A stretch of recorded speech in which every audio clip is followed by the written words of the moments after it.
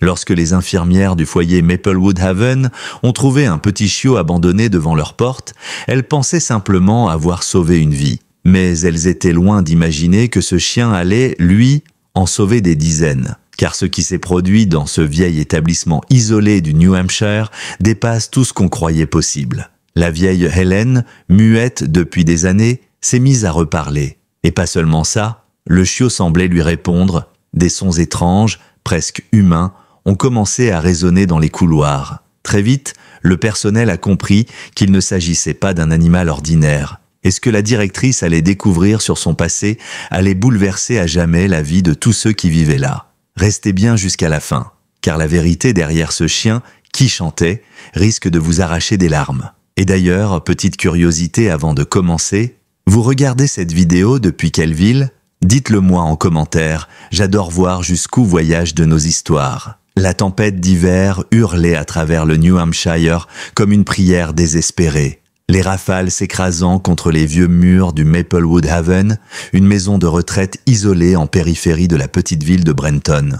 Dans cette aube glaciale où même les âmes les plus courageuses restaient cloîtrées, un son fendit la colère du vent. Ce n'était pas le gémissement des arbres ni le cri d'une tôle mal fixée, mais un bruit plus fragile, un gémissement. Helen Thompson le trouva la première. Près de l'entrée de service, une boîte en carton détrempée, à moitié enfouie sous la neige, menaçait de s'effondrer sous son propre poids. À l'intérieur, un chiot berger allemand tremblait, son pelage ruisselant et ses yeux couleur miel reflétant à la fois la peur et la résistance. Il n'aurait jamais dû survivre à la nuit. Sa fourrure, collée contre ses côtes fragiles, trahissait la lutte qu'il avait livrée pour respirer encore. Chaque inspiration était une victoire. Et pourtant, quand les doigts arthritiques d'Hélène s'approchèrent, le petit chien ne se contenta pas de gémir. Il répondit. Une cascade de sons s'échappa de sa gorge, gutturaux, presque mélodiques. Ce n'était pas un simple cri d'appel à l'aide. C'était quelque chose d'autre. Il parle, murmura Hélène, sa voix se brisant après 3 ans de silence presque total. Et je crois que je comprends chaque mot. Le Maplewood Haven se dressait comme un vestige d'une autre époque, un manoir victorien que les hivers du Nord avaient usé mais pas brisé. Ses briques rouges, marquées par des décennies de tempêtes, semblaient tenir debout par pure obstination. À l'intérieur, sous les néons vacillants et derrière le papier peint jauni, 63 résidents vivaient leur dernier chapitre, souvent oubliés du monde extérieur. Les finances du lieu étaient aussi maigres que les couvertures posées sur leur lit. Un avis affiché dans la salle du personnel annonçait sans détour 30 jours avant l'évaluation finale du conseil d'administration concernant la viabilité de l'établissement. Helen Thompson avait autrefois rempli des salles de concert avec ses élèves de piano. À 75 ans, l'arthrite avait transformé ses doigts agiles en crochets douloureux, trahissant sa passion la plus chère. Depuis la mort de Frank, son mari, 3 ans plus tôt, elle avait prononcé moins de 50 mots. Chaque dimanche, de 14 à 17 heures, durant les heures de visite, elle s'asseyait près de la grande baie vitrée, espérant voir une voiture tourner dans l'allée. Aucune ne venait jamais pour elle. La nuit, elle glissait sous son oreiller la boîte à musique brisée de Frank, dont les engrenages silencieux semblaient aussi figés que son cœur. Le grand piano du hall, autrefois vibrant de vie, n'était plus qu'un meuble poussiéreux que Hélène croisait 4 fois par jour sans jamais s'y attarder.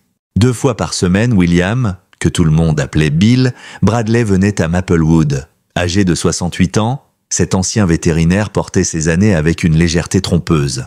Derrière ses cheveux argentés et sa peau burinée, on devinait la bienveillance d'un homme qui avait appris à guérir les bêtes, mais jamais tout à fait son propre chagrin. Dans son portefeuille, une photo écornée de son vieux retriever, euthanasié des années plus tôt, témoignait d'une douleur qu'il cachait mal. La directrice, Sarah Anderson, 42 ans, gérait Maplewood Haven avec une compassion rare, jonglant avec un budget minuscule et des règlements absurdes.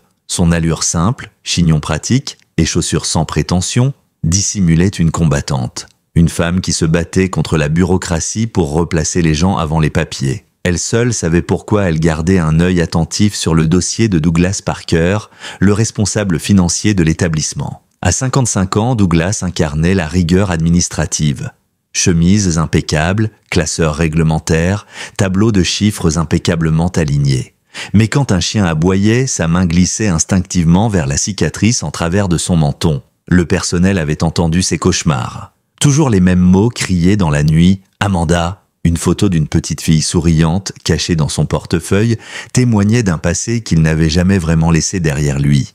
Et c'est dans cet équilibre fragile qu'entra Max, un chiot berger allemand dont les sons défiaient toute logique. Pas tout à fait des aboiements, pas vraiment des paroles, mais quelque chose entre les deux, quelque chose d'humain. Ce matin-là, Bill arriva plus tôt que d'habitude, bataillant contre la neige qui atteignait ses genoux. Le camion de ravitaillement avait annulé sa tournée. Les tempêtes du New Hampshire ne respectaient ni les horaires ni les besoins. Mais Bill, habitué aux routes de montagne depuis 40 ans, avait monté des chaînes sur les pneus de son vieux pick-up, dans sa benne des sacs de provisions, du lait, du pain, et les journaux du jour que Madame Donnelly exigeait toujours avant le café. C'est en déposant ses paquets qu'il entendit le son, un gémissement rythmique presque étouffé par le vent. S'il n'avait pas passé sa vie à écouter les cris d'animaux blessés, il l'aurait manqué. Il s'avança dans la neige jusqu'à la porte de service. « Et il y a quelqu'un » lança-t-il, sa voix se perdant dans le blizzard. Le gémissement s'interrompit un instant, puis reprit, plus insistant. Bill découvrit la boîte à moitié ensevelie. À l'intérieur, un chiot d'à peine 8 semaines, trempé, la fourrure collée et les yeux mi-clos. « Pauvre petit gars !» murmura Bill en s'agenouillant malgré ses genoux endoloris. « Comment t'es arrivé là, toi ?» Le chiot leva faiblement la tête, puis émit un son qui figea Bill. Ce n'était ni un aboiement, ni un pleur. C'était une suite de tons modulés, presque articulés, comme s'il essayait de dire quelque chose. Hélène apparut alors sur le seuil, sa silhouette frêle drapée d'un vieux gilet de laine. Elle ne sortait jamais avant le petit déjeuner, et encore moins par un temps pareil. « Amenez-le à l'intérieur, dit-elle d'une voix rauque. Bill se retourna, surpris. « Hélène, vous devriez pas être dehors par ce froid. »« À l'intérieur, répéta-t-elle plus fort. Il va mourir. » Bill obéit. Il enveloppa le chiot contre lui, glissant son petit corps tremblant dans son manteau, et suivit Hélène dans la chaleur de la cuisine. L'air y sentait le gruau et le café brûlé. La directrice, Sarah, leva la tête de son clipboard, surprise de la scène. « Bill, qu'est-ce que… »« Trouvé dehors, » expliqua-t-il. Quelqu'un l'a abandonné dans la neige. Le chiot produisit de nouveau cette étrange série de sons, comme une question. Les cuisiniers s'arrêtèrent, fascinés. « On dirait qu'il parle » souffla Maria, la chef. « Les animaux ne parlent pas » coupa sèchement Douglas Parker en entrant, un dossier serré contre lui. « Et ils ne sont pas autorisés dans les zones de préparation alimentaire, ni ailleurs sans autorisation thérapeutique. » Hélène, qui d'ordinaire se repliait face à l'autorité, s'avança. « Si vous le remettez dehors, il mourra » dit-elle calmement. 3 ans de silence donnaient à ces mots un poids inattendu. Douglas plissa les yeux. « Madame Thompson, je comprends votre compassion, mais les règlements existent pour une raison. J'en prends la responsabilité, » intervint Bill. « Je suis vétérinaire. Je peux certifier qu'il ne présente aucun risque.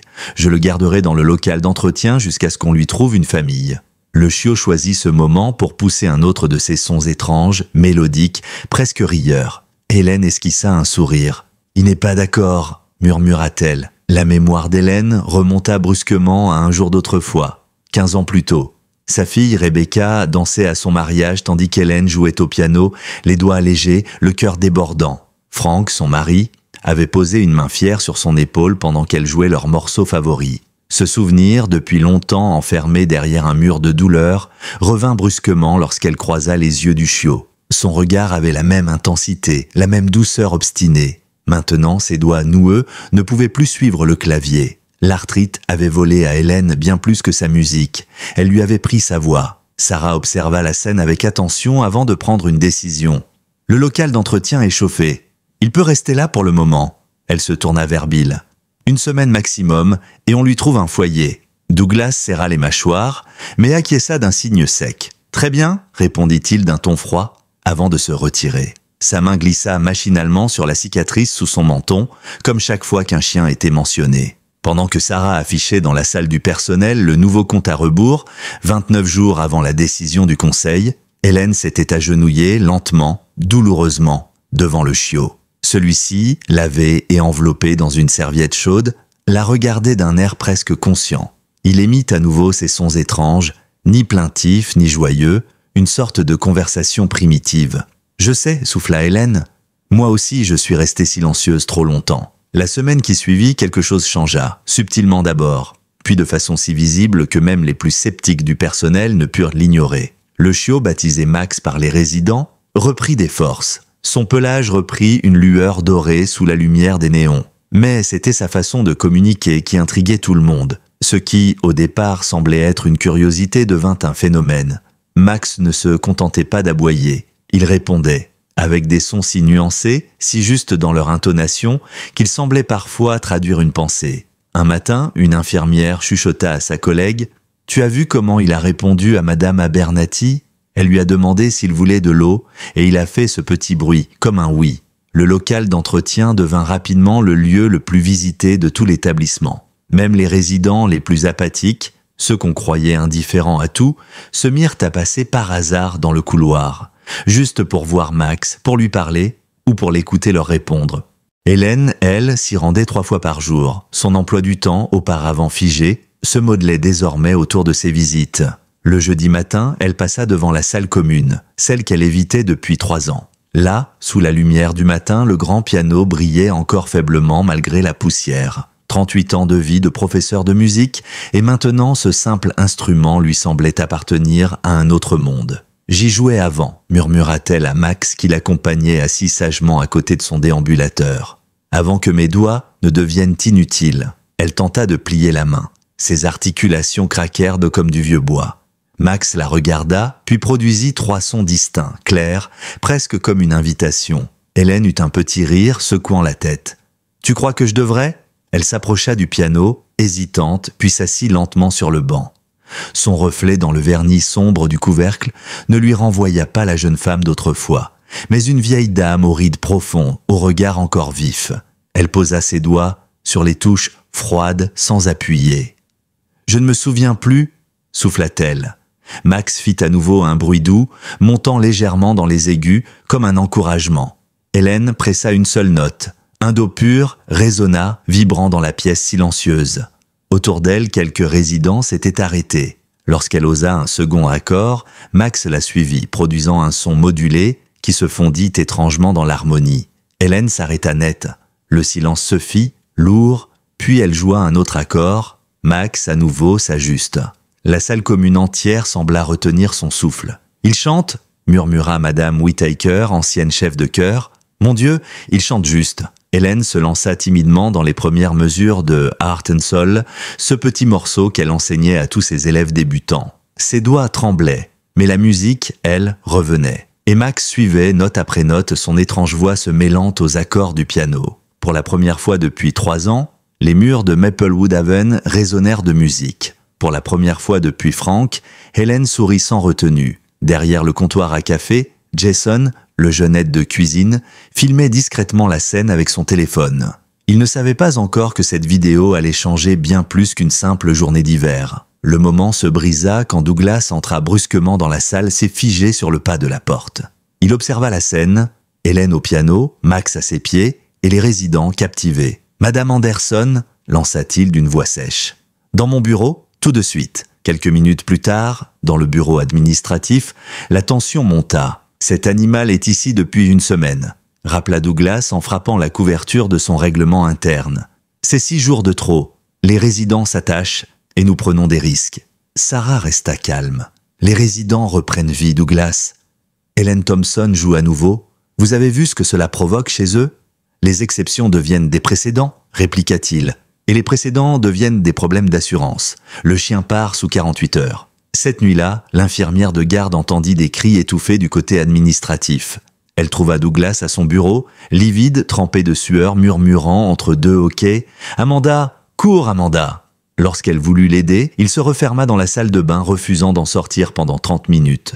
3 jours plus tard, la vidéo de Jason, celle de Max chantant avec Hélène, devint virale. En quelques heures, elle fit le tour d'Internet. On y voyait le chiot, la vieille femme et un piano. Le titre disait « Un chiot abandonné dans un foyer de retraite ne cesse de parler. Essayez de ne pas sourire. » Pendant que le monde découvrait l'histoire, Hélène affrontait un combat plus silencieux.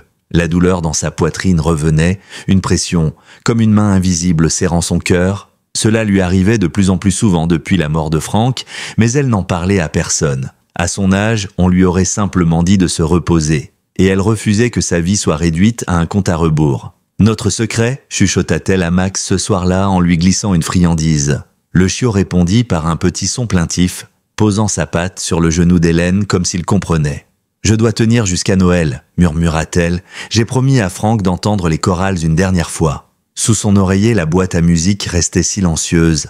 À côté, une pile d'enveloppes jamais ouvertes. Toutes portaient la même écriture, la même adresse de retour, Rebecca Thompson, Seattle, Washington, une lettre par mois depuis 3 ans. Aucune n'avait été ouverte. Dans le couloir, le panneau du personnel fut mis à jour, 22 jours avant la décision du conseil. 3 jours après que la vidéo eut été publiée, Maplewood Haven cessa d'être un simple foyer oublié dans les montagnes. En ligne, le chiot et la vieille pianiste faisaient fondre des millions de cœurs. Les notifications s'enchaînaient. Sur les téléphones des aides-soignantes, les vidéos de réaction se multipliaient. Le chien qui chante avec une grand-mère solitaire, la preuve que la tendresse parle toutes les langues. En 3 jours, la vidéo dépassa le 1 million de vues. Sarah entre dans le bureau de Douglas, une tablette à la main. « Vous avez vu ça ?» demanda-t-elle avec un sourire qu'elle ne cherchait pas à dissimuler. « Les infos locales veulent se faire un sujet sur nous. Ils l'appellent le chien qui parle du Maplewood Haven. » Douglas leva les yeux contrariés. « Le buzz ne change rien au règlement. Il s'appelle Max, » répondit Sarah doucement. Et il vient d'attirer plus d'attention positive sur cet établissement en 3 jours que notre service marketing en 3 ans. Avant qu'il ne réplique, le téléphone sonna. Sarah décrocha. Son visage se transforma à mesure qu'elle écoutait. Lorsqu'elle raccrocha, elle déclara « C'était la fondation communautaire du New Hampshire. Ils veulent se faire un don de 10 000 $ en remerciement pour notre approche innovante de la thérapie animale. » Douglas resta silencieux. Ses yeux se voilèrent d'un calcul froid. 10 000 ne sauveront pas Maplewood. Non, admit Sarah. Mais c'est un début. 3 autres appels sont déjà en attente. Pendant ce temps, Hélène continuait à jouer chaque matin. Ses doigts déformés par l'arthrite trouvaient encore quelques accords simples, et Max l'accompagnait avec ses vocalises étranges, précises, presque conscientes. Les résidents appelaient cela le concert du matin.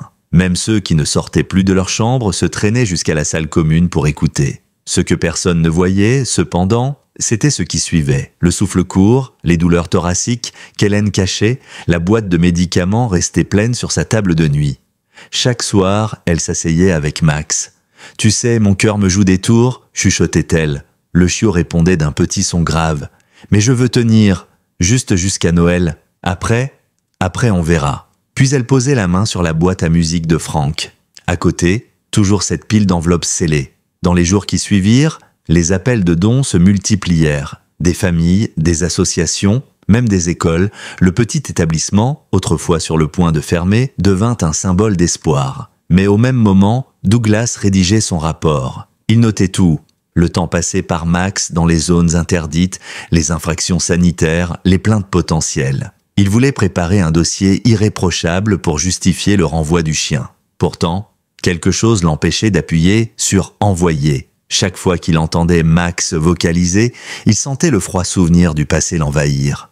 Le cri de sa sœur, le sang, la morsure, et ce nom qu'il n'avait jamais cessé de prononcer dans ses cauchemars, Amanda. Pendant ce temps, un autre drame se préparait. Ce mardi après-midi, alors que la neige commençait à retomber doucement, Walter Simmons, 87 ans, buvait son thé habituel dans la salle à se manger. Hélène se trouvait à quelques mètres, Max à ses pieds.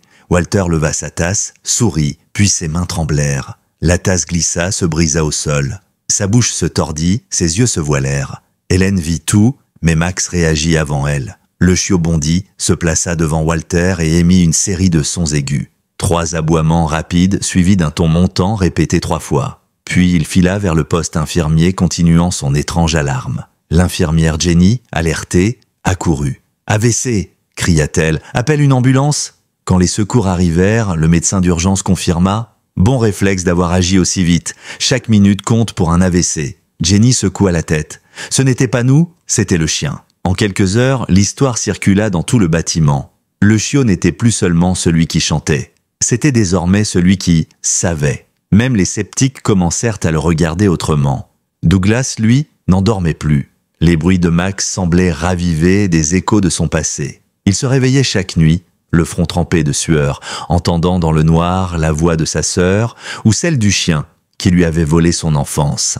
Pour Hélène, la joie d'avoir retrouvé la musique s'accompagnait d'une fatigue grandissante. Elle ne disait rien à personne, Elle refusait de se faire hospitaliser. Si je pars à l'hôpital, je ne reviendrai pas, y pensait-elle. Et à Maplewood, cette peur-là était partagée par tous les résidents. Partir signifiait souvent ne jamais revenir. Un soir, alors qu'elle rangeait son piano après un petit concert improvisé, la douleur la frappa avec plus de force. Une poigne invisible l'écrasa contre le mur de la salle de bain. « Non, pas maintenant !» souffla-t-elle en cherchant son souffle. Max se mit à gémir nerveusement, puis poussa ses sons d'alerte plus pressants, de plus fort. Il gratta la porte jusqu'à ce que Jenny, qui passait dans le couloir, entende. « Madame Thompson, tout va bien ?» Pas de réponse. Elle entra avec la clé de service. Hélène était au sol, consciente mais livide. Max, debout à côté d'elle, fixait la table de nuit. Jenny suivit son regard. Une boîte de médicaments encore scellée. Le médecin arriva en urgence. « Elle n'a pas pris son traitement depuis des jours », constata-t-il. Son cœur faiblit. Hélène, haletante, murmura « Ne m'emmenez pas à l'hôpital. Je veux rester ici, s'il vous plaît. » Sarah posa une main sur son épaule. « D'accord. Mais à une condition, vous prenez vos médicaments. » Hélène détourna les yeux. « Quand je les prends, mes doigts se raidissent. Je ne peux plus jouer. Et si je ne joue plus, à quoi bon vivre plus longtemps ?» Bill, présent à ses côtés, regarda Max puis Hélène. « Et si on ajustait le dosage? Il existe d'autres options. » Hélène eut un rire amer. « À mon âge, les médecins ne cherchent plus à ajuster quoi que ce soit. »« Eh bien, celui-ci le fera, » dit Sarah doucement. Ce même soir, un conseil d'administration exceptionnel se tint en visioconférence.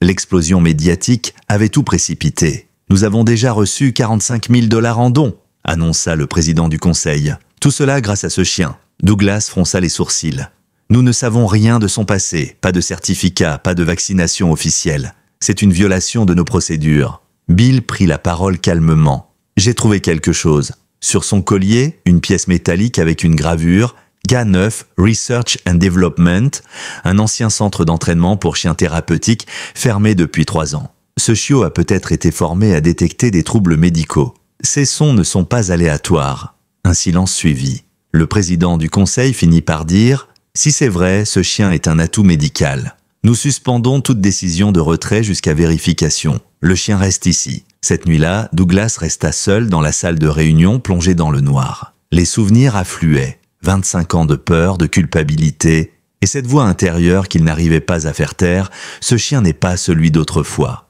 Mais son esprit refusait de croire que l'histoire pouvait se répéter autrement. Dans le couloir, Hélène en fauteuil avançait lentement vers sa chambre.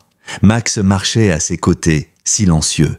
Elle jeta un regard vers les lettres posées sur sa table. « Peut-être demain », murmura-t-elle. « Peut-être demain j'aurai le courage. » Le lendemain, les camions des chaînes locales arrivèrent. Les logos colorés sur leurs flancs contrastaient avec la neige grise. Les résidents, en robe de chambre et pantoufles, se regroupèrent dans la salle commune, frémissant d'excitation. « Ils viennent pour Max », expliqua Sarah. La vidéo a dépassé les 10 millions de vues. Des gens de 23 pays ont vu Hélène jouer avec lui. Hélène s'installa au piano, son oxygène discret à ses côtés. Max posa sa tête sur ses genoux. « Vous êtes sûre d'être prête ?» demanda Bill. Elle hocha la tête. Frank disait toujours « la musique, ça se partage ». Le reportage devait durer 2 minutes à l'antenne, un petit segment joyeux pour égayer le journal du matin. Mais dès que la journaliste vit Max vocaliser à côté du piano, son équipe décida de prolonger la prise. Les caméras tournaient encore lorsqu'Hélène posa ses doigts sur le clavier, jouant les premières notes de Clair de lune. Max leva le museau et la suivit, sa voix étrange montant, descendant, s'accordant aux accords du piano comme s'il comprenait. Les larmes de certains résidents ruisselaient sans retenue. Même le cadreur cessa un instant de filmer, hypnotisé. À midi, 3 autres chaînes locales avaient débarqué, puis un producteur d'une émission nationale appela « Nous voulons la diffuser en direct. C'est l'histoire dont le pays a besoin. » Pendant que les journalistes interviewaient Sarah et Bill, le téléphone de la réception sonnait sans relâche. Des dons affluaient de tout le pays. Des messages de soutien arrivaient du Canada, de l'Australie, du Japon.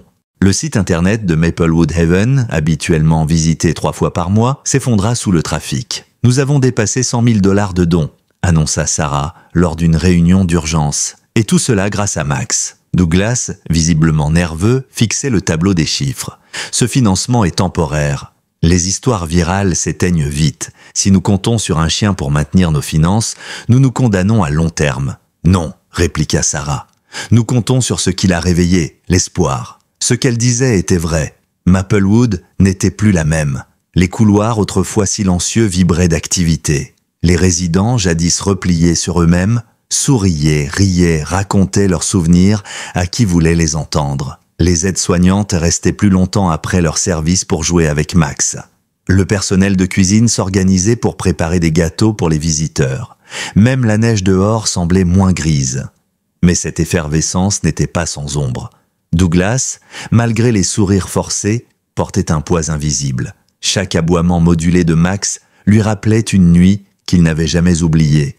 Une petite fille en robe jaune, un jardin et un berger allemand qui fonce. Il avait alors 14 ans. Sa sœur Amanda, septembre. Elle avait voulu caresser le chien des voisins. L'animal, surpris, l'avait attaqué. Douglas s'était interposé. Sa cicatrice, sous son menton, en gardait la trace. Mais ce n'était pas la sienne qui le hantait. C'était le silence d'Amanda depuis ce jour-là. Elle n'avait plus jamais parlé. Pendant que Douglas luttait contre ses démons, Max continuait à bouleverser Maplewood.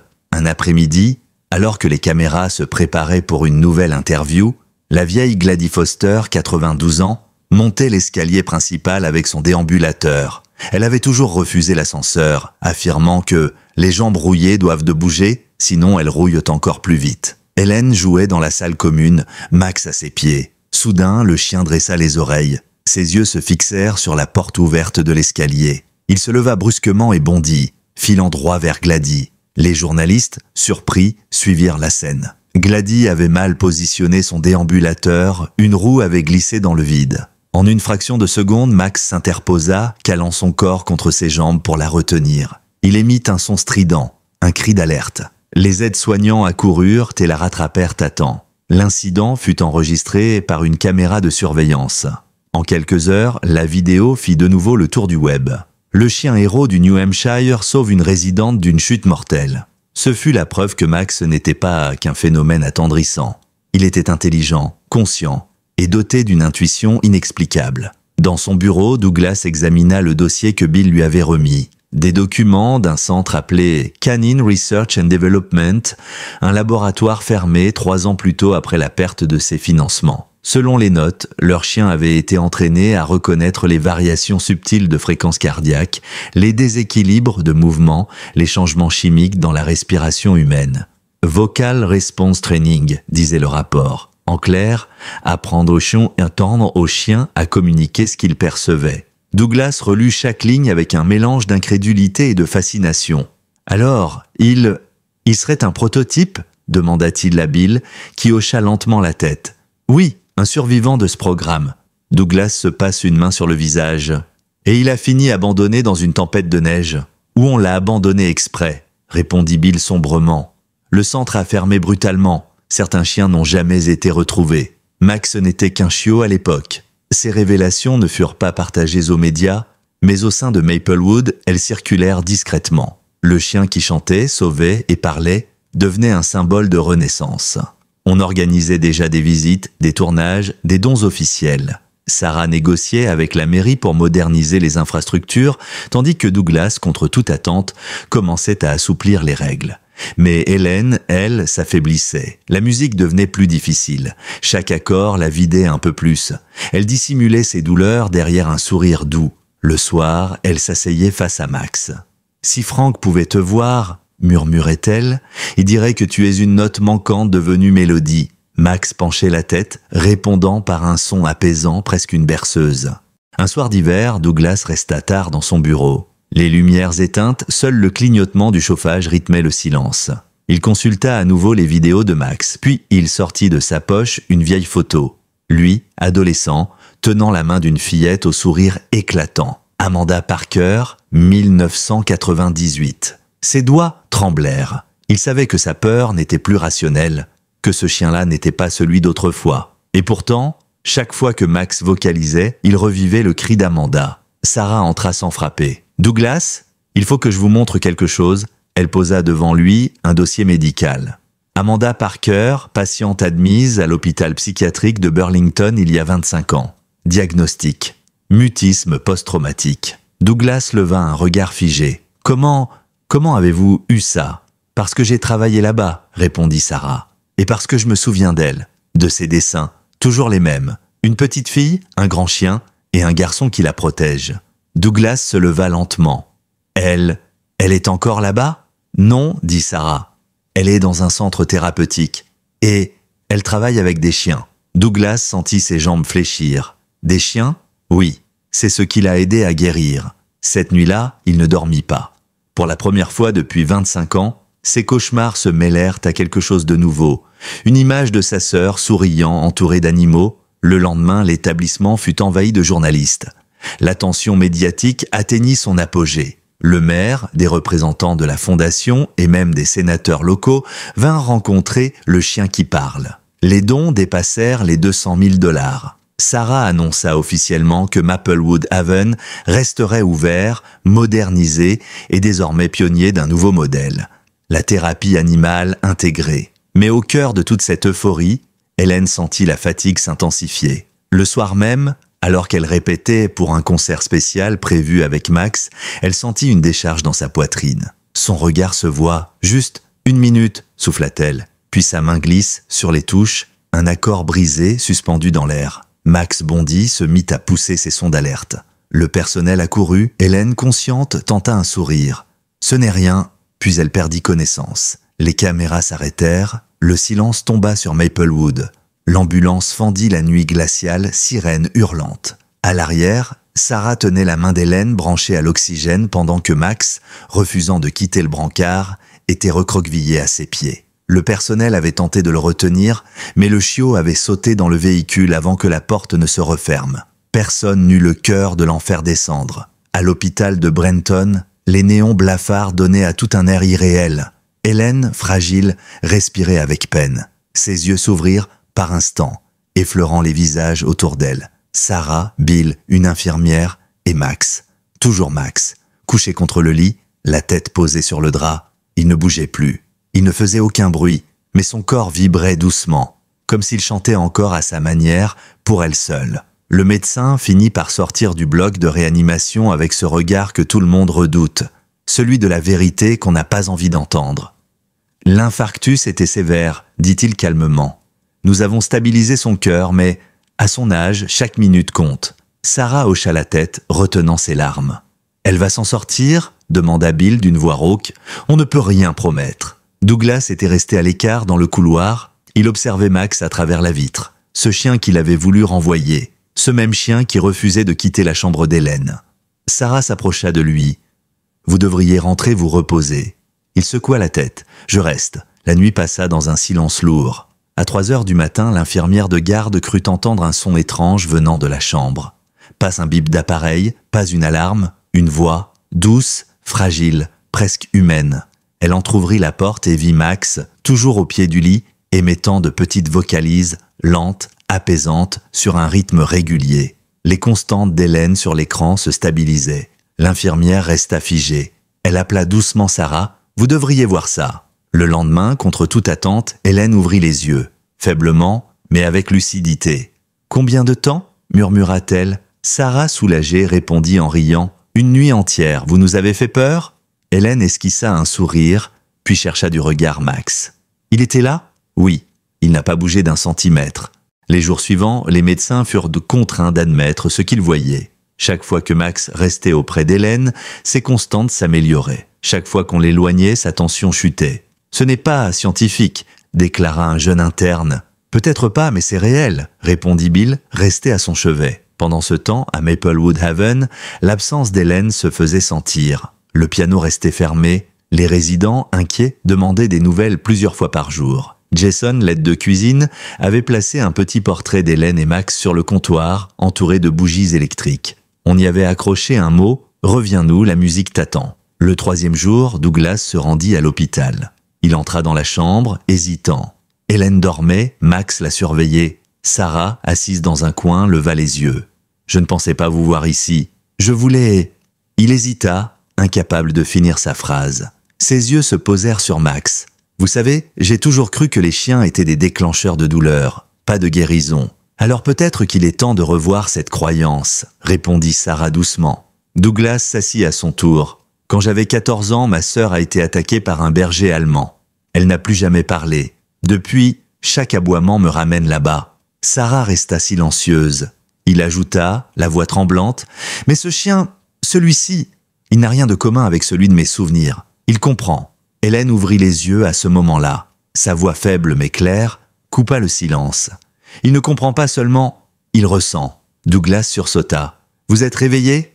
Hélène sourit faiblement. « Je ne dors jamais vraiment quand quelqu'un joue faux dans la pièce. » Sarah eut un rire étouffé.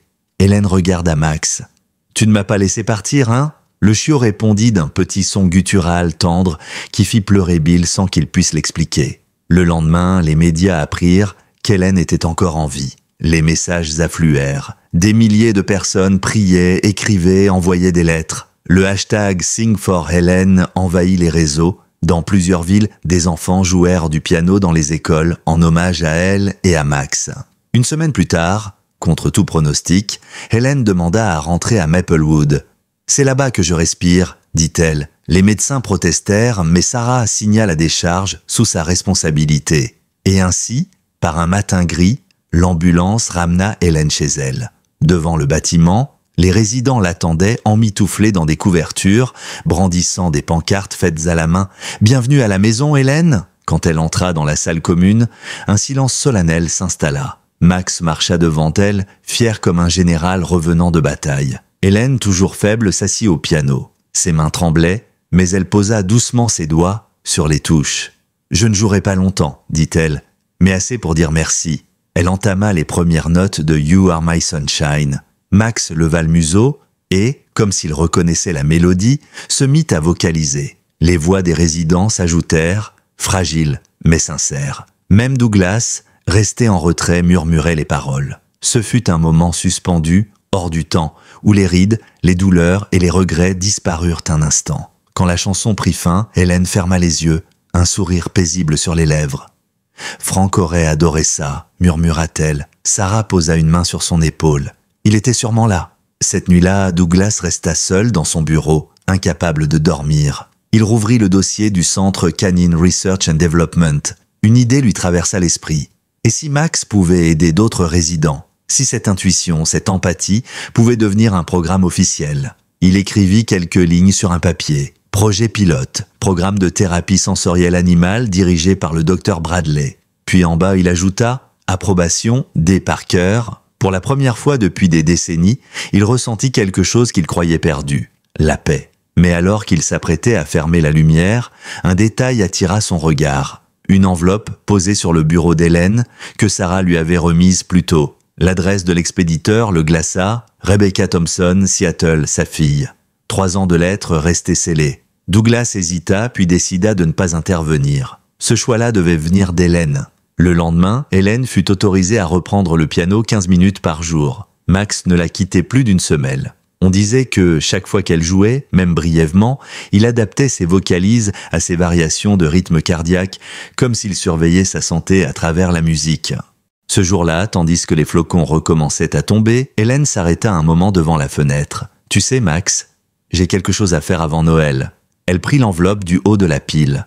Pour la première fois, elle en déchira le coin. À l'intérieur, une lettre simple, écrite d'une main tremblante. « Maman, je ne t'en veux pas. J'ai juste eu peur après la mort de papa. J'aurais dû revenir. J'espère que tu joues encore en quelque part. Je t'aime. » Rebecca Hélène resta immobile longtemps.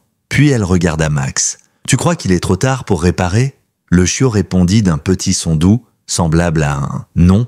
Le lendemain, elle demanda à Sarah une faveur. « Aide-moi à retrouver ma fille, avant Noël. » Depuis le retour d'Hélène, Maplewood Haven avait pris des airs de sanctuaire. On y parlait plus bas, on riait plus souvent. Et chaque soir, les couloirs résonnaient de musique. Les résidents, qui jadis s'endormaient devant la télévision, restaient éveillés jusqu'à ce qu'Hélène termine son morceau quotidien. Max, lui, ne quittait jamais sa place à côté du piano, comme un gardien invisible veillant sur la maison. Sarah observait tout cela avec une émotion qu'elle n'essayait même plus de cacher. Elle voyait les chiffres des dons grimper chaque semaine, mais plus que cela, elle voyait la vie revenir dans les yeux de ses pensionnaires. Certains, comme Madame Whittaker, avaient recommencé à chanter. D'autres, comme Walter, à écrire. L'établissement tout entier respirait à nouveau. Hélène, quant à elle, avait gardé la lettre de Rebecca sous son oreiller. Chaque soir, elle la relisait, les doigts tremblants, la gorge serrée. Les mots simples de sa fille résonnaient comme une musique inachevée. 3 ans de silence entre elles, brisés par quelques lignes d'encre et un chiot tombé du ciel. Elle en parlait parfois à Max, d'une voix si douce qu'on aurait cru qu'elle murmurait une prière. Je lui ai appris à jouer du piano, tu sais. Elle avait du talent, plus que moi même. Puis un jour, elle a arrêté de venir. Et moi, j'ai arrêté de jouer. Peut-être que c'était lié. Max répondait souvent par un petit son plaintif, penchait la tête, puis posait sa patte sur le genou d'Hélène. Ce geste était devenu leur langage. Un matin, Sarah entra dans la chambre avec une tablette à la main. « Hélène, j'ai fait ce que vous m'avez demandé. J'ai retrouvé un contact pour Rebecca. » Le cœur d'Hélène bondit.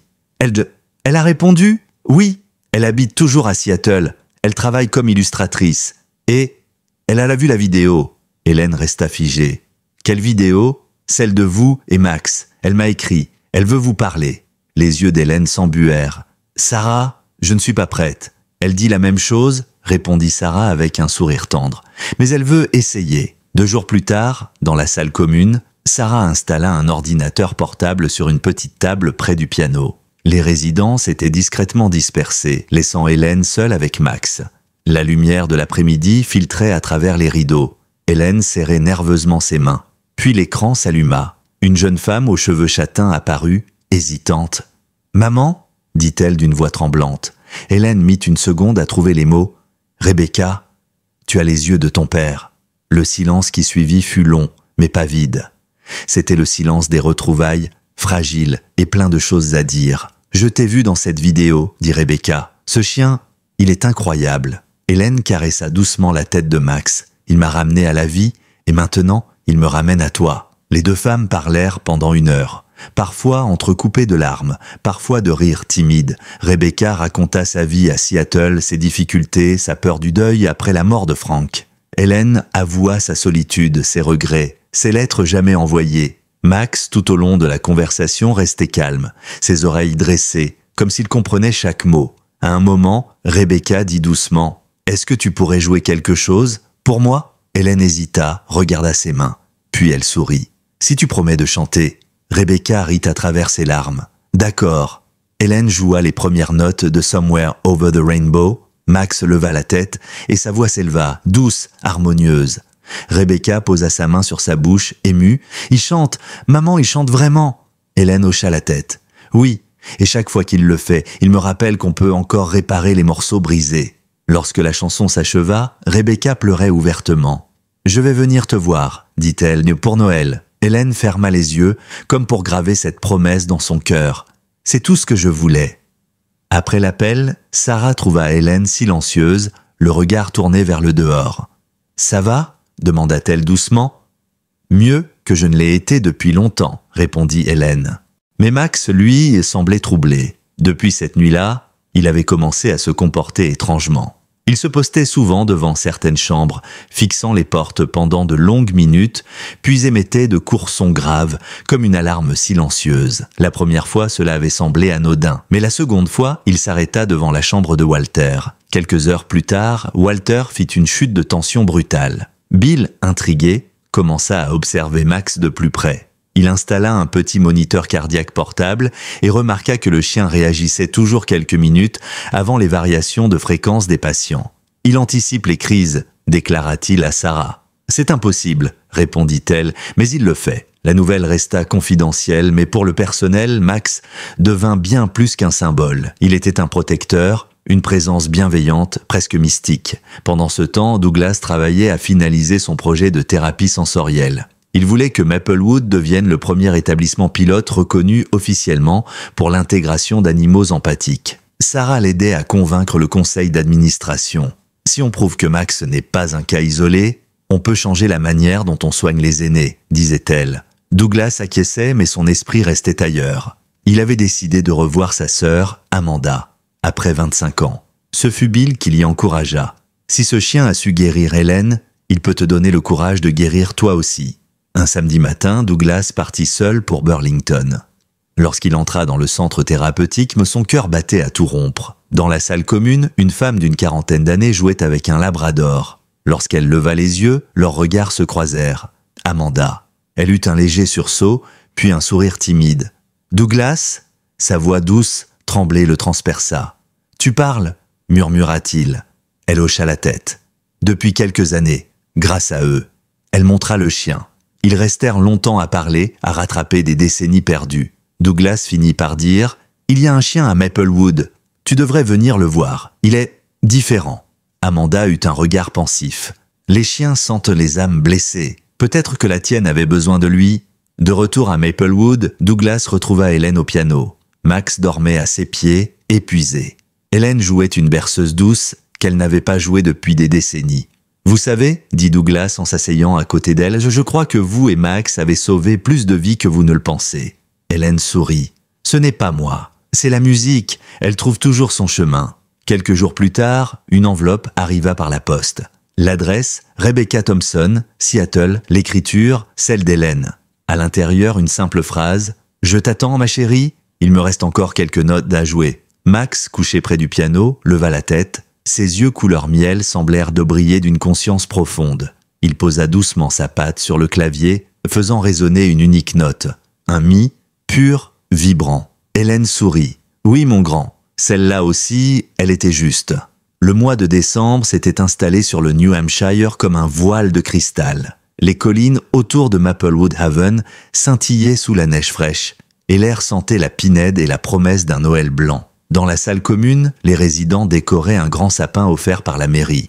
Des guirlandes de papier doré, des boules en feutrine, et tout en haut, une étoile taillée dans le bois par Walter, le doyen de la maison. « Il manque quelque chose » murmura Hélène en observant le sapin depuis son fauteuil. Ses doigts reposaient sur la couverture, mince et pâle comme du parchemin. Max, allongé à ses pieds, leva la tête. « Oui, toi aussi tu le sens, hein ?» Le chien émit un petit son grave, puis se redressa comme pour approuver. « Il manque ma fille » soupira Hélène. 3 jours avant Noël, une voiture grise s'arrêta devant Maplewood. Rebecca en descendit, emmitouflée dans un manteau trop fin pour le froid de la Nouvelle-Angleterre. Dans ses bras, un petit bouquet de lys blanc. Son cœur battait à tout rompre. Elle avait rêvé de ce moment depuis des années. Mais l'idée de revoir sa mère lui semblait irréelle. Sarah l'accueillit à la porte, un sourire plein de douceur. « Elle vous attend. » Hélène était dans la véranda, là où le soleil de l'après-midi entrait en nappe dorée. Lorsqu'elle vit sa fille, elle resta immobile une seconde, comme si la réalité devait encore rattraper son cœur. « Rebecca ?» Les 2 femmes se regardèrent longuement, avant de se jeter dans les bras l'une de l'autre. Ni mots, ni excuses ne furent nécessaires.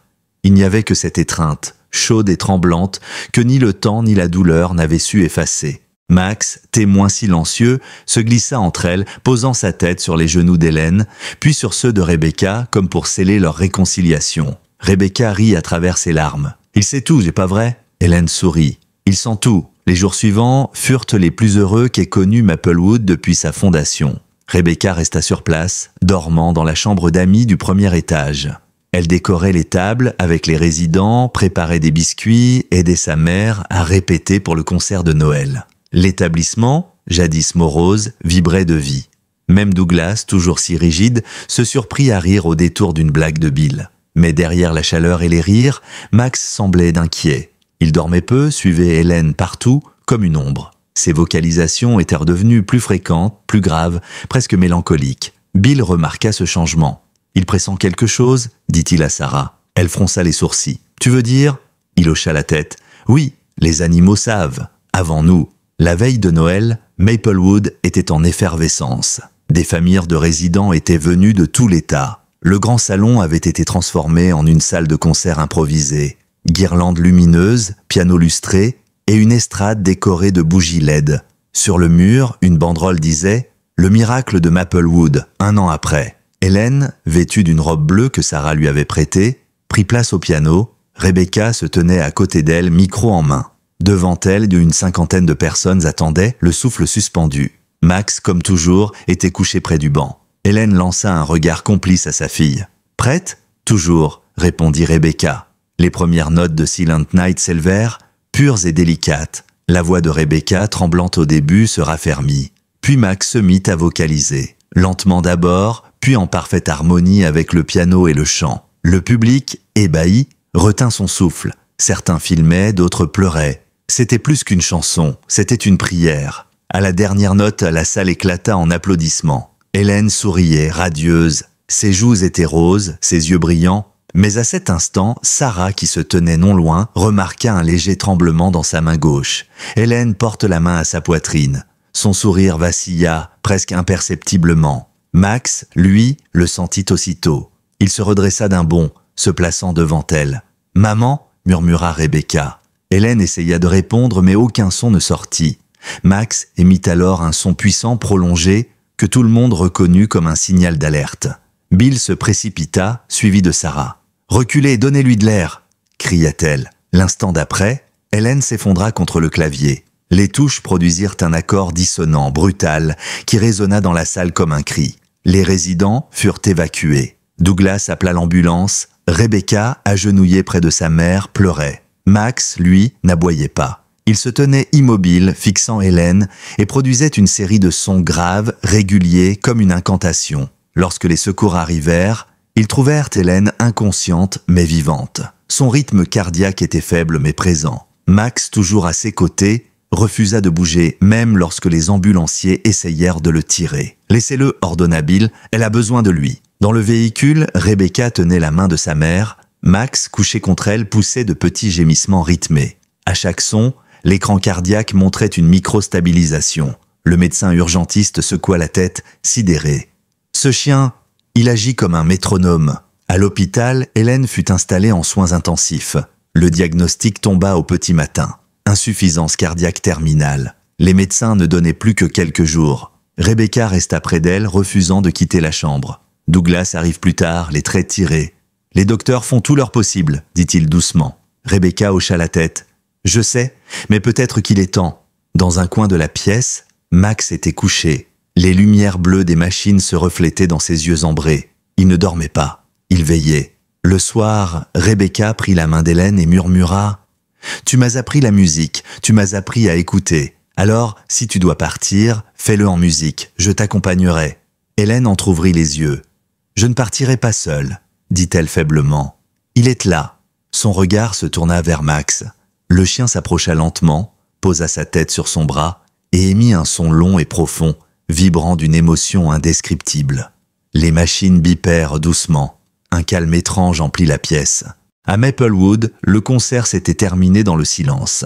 Mais personne n'était parti. Les résidents s'étaient rassemblés dans la salle commune, priant ensemble, certains tenant la main de l'autre, d'autres regardant la photo d'Hélène et Max. Le piano restait ouvert, la dernière note suspendue dans l'air, comme si la musique refusait de finir. Bill entra dans la pièce, épuisé, encore vêtu de sa blouse d'hôpital. Tous les regards se tournèrent vers lui. « Elle est toujours là », dit-il d'une voix brisée. Et Max aussi. Un souffle collectif de soulagement traversa la pièce. Puis le silence retomba, lourd d'attente. La nuit tomba sur Brenton comme une couverture lourde. À travers la vitre givrée de la chambre 214, les lumières de la ville ressemblaient à des lucioles tremblantes. Le silence de l'hôpital était ponctué seulement par le rythme régulier du moniteur cardiaque et le souffle des machines. Rebecca, épuisée, s'était assoupie sur une chaise, la main toujours serrée autour de celle d'Hélène. Le visage de sa mère semblait paisible, presque endormi. Son cœur pourtant oscillait dangereusement, cherchant à maintenir un rythme qui s'effilochait un peu plus à chaque heure. Et puis, sans prévenir, Max se leva, lentement, comme guidé par une force qu'il était le seul à percevoir. Il grimpa sur le bord du lit, posa une patte délicate sur le drap, puis approcha son museau du visage d'Hélène. Les machines bipèrent doucement, et, comme à l'unisson, le chien commença à émettre un son long, bas, vibrant. Pas un gémissement, pas un cri. Une note continue, pure, presque musicale. La fréquence cardiaque d'Hélène se stabilisa aussitôt. L'infirmière de garde, alertée par la variation soudaine sur les écrans, entra précipitamment, puis s'arrêta net. Le spectacle devant elle la figea. Le chien et la femme semblaient respirer au même rythme, leur poitrine se levant et s'abaissant ensemble. Elle appela Sarah et Bill, qui arrivèrent quelques minutes plus tard. Sarah posa une main sur sa bouche. « Mon Dieu !» souffla-t-elle. Bill, les larmes aux yeux, murmura « C'est comme si… » Il partageait son souffle. Rebecca se réveilla confuse, puis comprit ce qu'elle voyait. Elle s'approcha lentement, s'agenouilla près du lit. « Tu restes avec elle, hein mon beau ?» chuchota-t-elle à Max. Il ne bougea pas, concentré, ses yeux dorés fixés sur Hélène. Les heures suivantes s'écoulèrent dans une étrange harmonie. Les bips du moniteur se mêlaient au son doux de Max comme une chanson sans paroles. Même les médecins, d'abord sceptiques, finirent par admettre qu'ils n'avaient jamais vu quelque chose de semblable. Chaque fois qu'il chante, son rythme cardiaque s'aligne avec celui de la patiente, déclara l'un d'eux. C'est physiologiquement impossible. Et pourtant, au petit matin, les premières lueurs de l'aube teintèrent la chambre d'un rose pâle. Hélène ouvrit lentement les yeux. Son regard se posa sur Rebecca. « Tu es là » murmura-t-elle. « Toujours » répondit sa fille en essuyant une larme. Puis Hélène regarda Max. « Tu peux te reposer maintenant. Tu as fait plus que ce que n'importe quel ange aurait pu. » Le chien émit un son doux, comme un soupir. Il posa sa tête sur le bras d'Hélène, ses yeux mi-clos. Pour la première fois depuis son arrivée à Maplewood, il s'endormit profondément. Douglas arrive un peu plus tard, accompagné d'Amanda. Il n'avait pas fermé l'œil. Quand il entra dans la chambre, il resta figé à la vue de Max et d'Hélène, endormis côte à côte. Amanda pose une main sur son épaule. « C'est ça, la paix », murmura-t-elle. Rebecca les salua d'un sourire fatigué. « Vous êtes Douglas, n'est-ce pas ?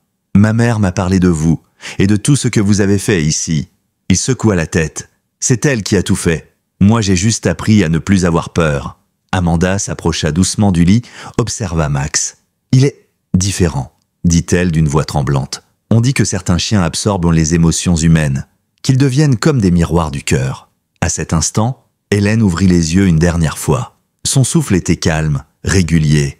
Elle regarda Rebecca, puis Douglas, puis Amanda. Un sourire léger effleura ses lèvres. « Vous voyez ? La musique, elle n'a jamais cessé. Elle change juste d'instrument. » Rebecca éclata en sanglots, serrant sa main. « Maman, ne parle pas comme ça. » Hélène tourna la tête vers Max. « Chante pour moi, mon grand. » Une dernière fois. Le chien leva doucement la tête. Son regard croisa celui de la vieille femme. Puis il émit une note douce, pure, vibrante qui remplit la pièce comme une prière. Hélène ferma les yeux. Son visage se détendit.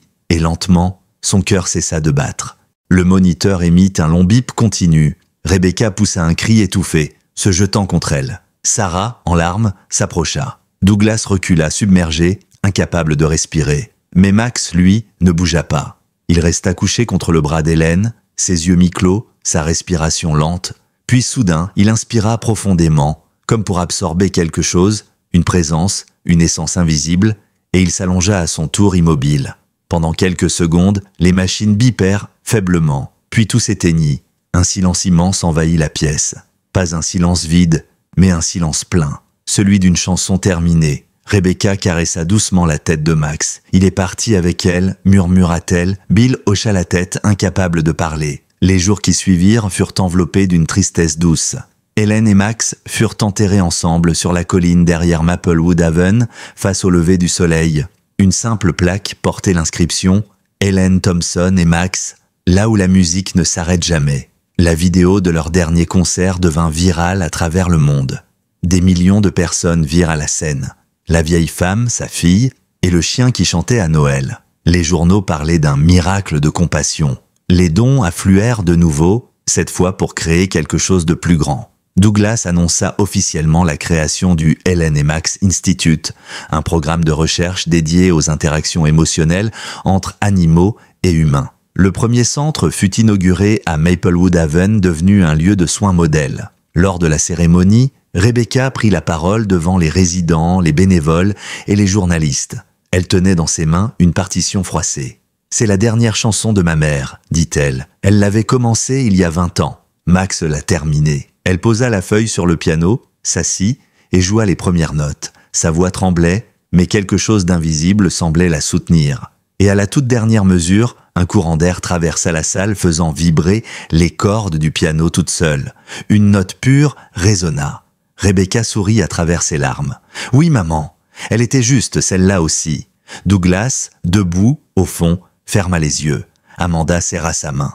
Et pendant un instant, il crut entendre tout près une voix familière, un murmure de piano mêlé à un aboiement lointain. L'hiver céda lentement la place à un printemps timide. La neige fondait sur les collines, révélant sous la glace les premières fleurs sauvages. Au sommet, la petite plaque d'Hélène et Max scintillait au soleil. Les visiteurs s'y rendaient souvent, laissant des bouquets, des mots, parfois même des partitions de musique écrites à la main. À Maplewood Haven, tout avait changé. Le foyer autrefois menacé de fermeture était devenu un centre pilote reconnu nationalement. L'enseigne à l'entrée avait été remplacée. Maplewood Haven, home of the Ellen and Max Institute for Empathic Care. Les résidents, désormais moins nombreux mais mieux entourés, participaient à des ateliers musicaux et sensoriels. Le vieux piano d'Hélène, restauré, trônait dans la salle principale. Une plaque y était fixée. Chaque note peut guérir un cœur. H. Thompson.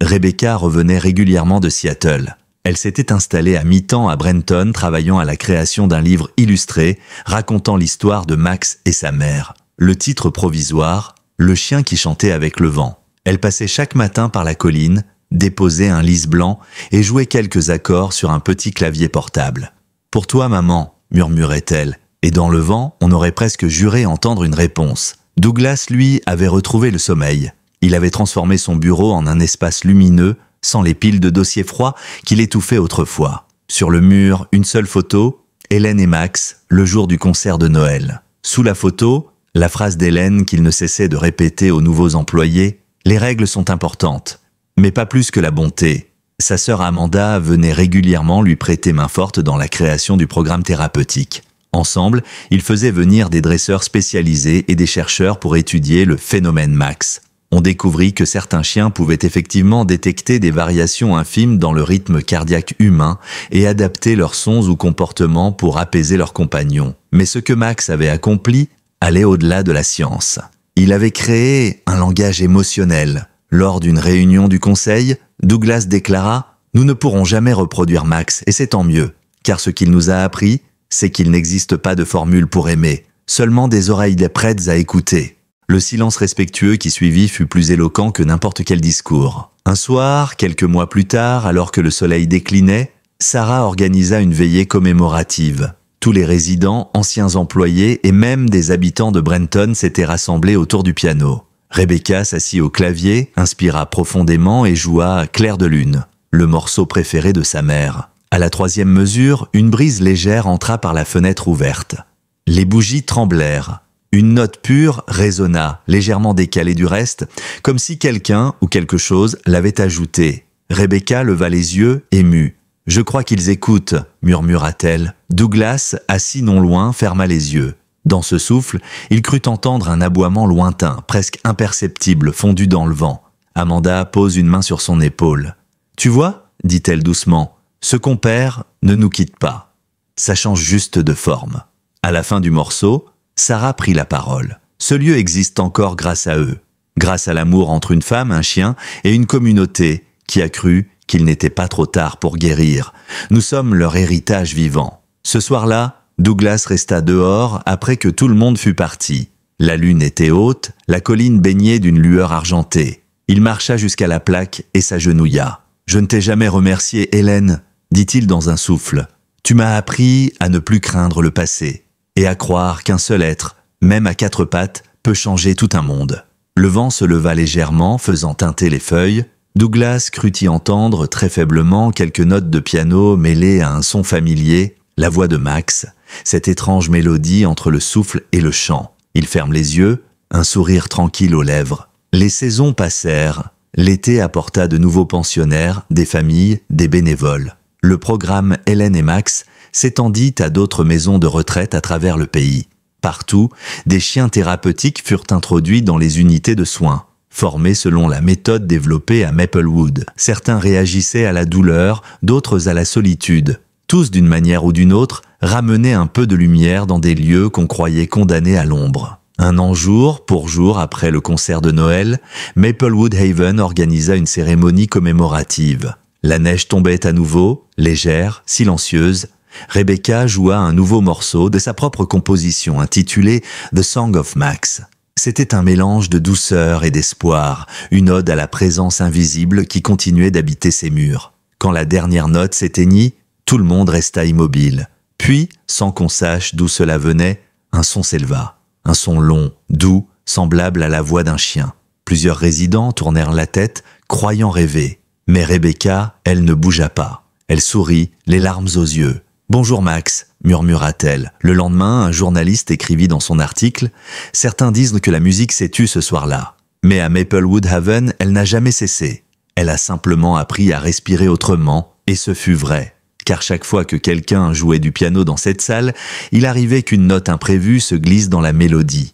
Une note pure, juste, impossible à reproduire. Les résidents l'appelaient la note de Max. Les années passèrent, paisibles et pleines. Maplewood Haven, devenu un lieu de référence dans tout le pays, accueillait désormais des visiteurs venus de loin. Des étudiants, des thérapeutes, des artistes, des familles, cherchant à comprendre comment un chien et une vieille femme avaient pu changer la définition même du soin.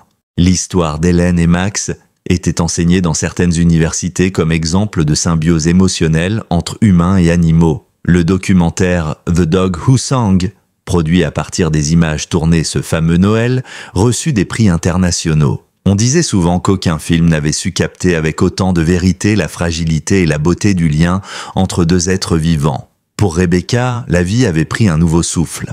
Elle avait terminé son livre, illustré à la main, qu'elle dédia à sa mère, pour celle qui m'a appris à écouter les silences. Le livre connut un succès inattendu, traduit en plusieurs langues, utilisé dans des écoles pour enseigner la compassion. Mais ce succès, elle ne le voyait pas comme une récompense, seulement comme un prolongement du message de sa mère. La musique ne se joue pas avec les doigts, mais avec le cœur. Chaque année, à la même date, elle revenait à Maplewood Haven. Les résidents, plus jeunes désormais, connaissaient tous l'histoire d'Hélène et Max. C'était devenu une légende, une fable vraie. Les enfants des écoles locales venaient de jouer devant le piano restauré. Et souvent, quand ils frappaient les touches avec hésitation, on entendait au milieu de la cacophonie joyeuse une note juste cristalline, la note de Max. Ce matin-là, Rebecca gravit la colline seule. Le ciel était clair, la neige fine et silencieuse.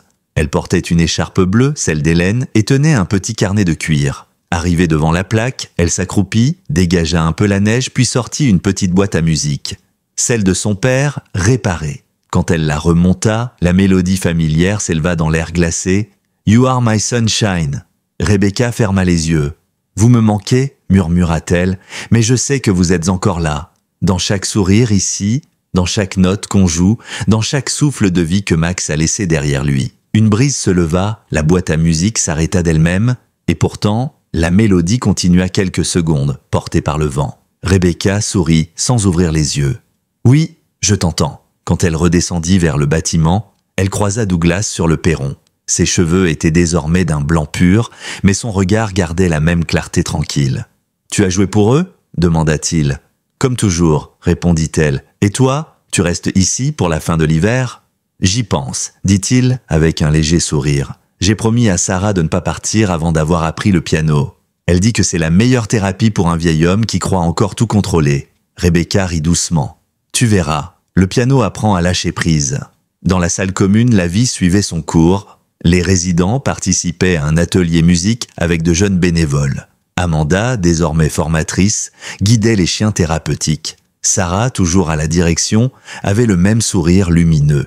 Et sur le mur principal, une fresque peinte par un artiste local retraçait toute l'histoire. Hélène au piano, Max à ses côtés, les résidents rassemblés autour et un soleil levant derrière eux. Sous la fresque, une citation était inscrite. « L'amour ne meurt pas, il change simplement de voix. » Ce soir-là, Rebecca fut invitée à jouer à la fin de l'atelier. Elle s'assit au piano, posa ses mains sur les touches et prit une inspiration.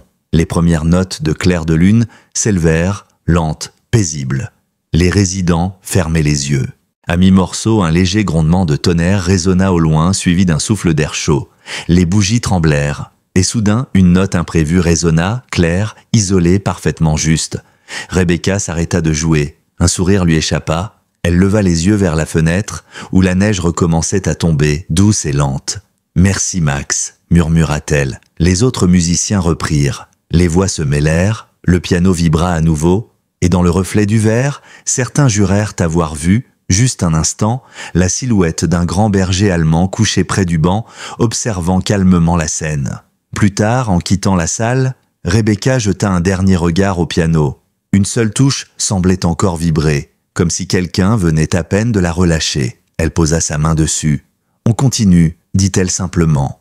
Puis, elle éteignit la lumière. Les années suivantes, Maplewood Haven devint un modèle à l'échelle mondiale. Le programme Hélène et Max Institutes étendit jusqu'au Canada et en Europe. Des chiens furent formés à détecter la douleur, à calmer les crises d'angoisse, à accompagner les patients en fin de vie. Mais dans chaque centre, on racontait toujours la même histoire, celle d'un chiot trouvé dans la neige et d'une femme qui avait retrouvé sa voix grâce à lui. Une légende disait que parfois, lorsqu'un résident quittait ce monde paisiblement, un son étrange se faisait entendre dans les couloirs, un murmure doux, presque un chant. Et que si l'on tendait bien l'oreille, on pouvait y reconnaître la même voix qu'autrefois, la voix de Max.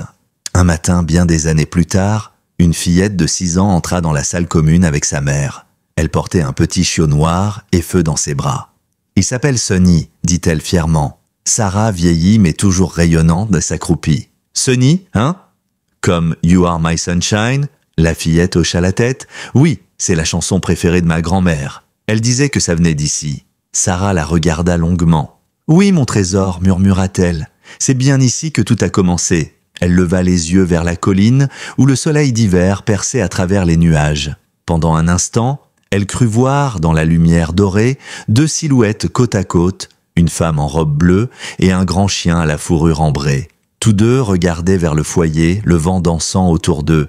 Puis ils disparurent dans l'aube, et dans le lointain, très doucement, une note résonna. Juste une, parfaite. La dernière note